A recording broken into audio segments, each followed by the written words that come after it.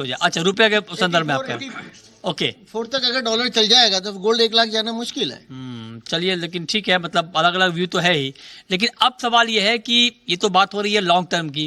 अब जो ट्रेडर हैं, जो गोल्ड में डे टू डे मार्केट में ट्रेड करते हैं, उनके लिए इस मार्केट में क्या है? क्या उनको इस मार्केट से अभी प्रॉपर दूरी बना लेनी चाहिए, या उनके लिए भी इस मार्केट में रोज रोज मुनाफे का मौका मिलता रहेगा? ये बताने के लिए हमारे साथ वंदना भारती एसएमसी ग्लोबल की जुड़ रही हैं।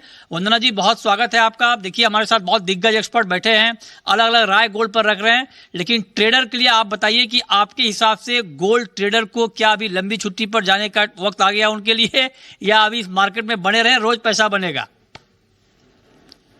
मृत्युंजय जी, सभी को मेरा नमस्कार। बहुत इंटरेस्टिंग यहाँ पे चर्चा चल रही है और मेरे ख्याल से मृत्युंजय जी यहाँ पे टेक्निकल चार्ट तो बिगड़ रहा है और ऑप्शन डेटा को अगर मैं रेफर करूँ तो मुझे लग रहा है कि $3300 एक अभी फिलहाल में हम एक लक्ष्य लेके चल सकते हैं और वो यहाँ पे अचीव होता हुआ दिख रहा है। 3250 पे सबसे ज्यादा कंसंट्रेशन था, अब $33 का है। तो मेरे लिहाज से अगर उसे मैं कन्वर्ट करूँ इंडियन रुपीज में तो एक बारी 94,500 से लेके 700 तक के जो लेवल्स हैं वो आते हुए दिख रहे हैं। अब चाइना ने रिटेलिएट किया है तो फिर तो अब यूएस का टर्न है, तो यूएस क्या बोलता है वो एक मैटर करता है मृत्युंजय जी। और सबसे बड़ी बात है कि काफी महीनों बाद यहाँ पे $100 का आंकड़ा टूटा है डॉलर इंडेक्स का, तो उसका सपोर्ट यहाँ पे जितनी भी कमोडिटीज हैं उसमें बनता हुआ नजर आ रहा है और जो भी पैनिक आ रहा है उसको वो कम कर रहा है। तो मेरे ख्याल से गोल्ड में अभी भी मौका है अपसाइड का।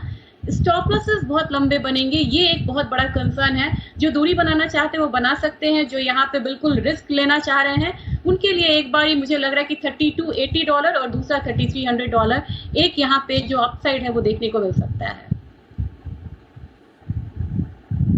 ओके, ठीक है। तो आप करें कि $3300 का एक अपसाइड लेवल होगा, वहां तक मार्केट एक बार टच कर सकता है, हालांकि उसमें कोई बहुत लंबी दूरी बची नहीं है। आशीष जी, मैं एक सवाल आपसे ही पूछ, तो मतलब सारे एक्सपर्ट ये कह रहे हैं कि एक बार गोल्ड में करेक्शन आएगा, 90,000 के नीचे एक बार भाव आ सकता है, लेकिन वो भाव कितना टिकेगा, वहां से किस तरह की बाइंग लौटेगी, ये देखना बहुत महत्वपूर्ण होगा और उसके आधार पर फिर ये तय होगा कि आने वाले वक्त में गोल्ड का प्राइस यहां से क्या हो सकता है। इस पर आपकी नजर होनी चाहिए। और तमाम जो एक्सपर्ट, अच्छा वंदना जी, आपका टारगेट, वंदना जी आप बताएं, एक महीने के लिए गोल्ड का प्राइस आपके हिसाब से क्या रहेगा?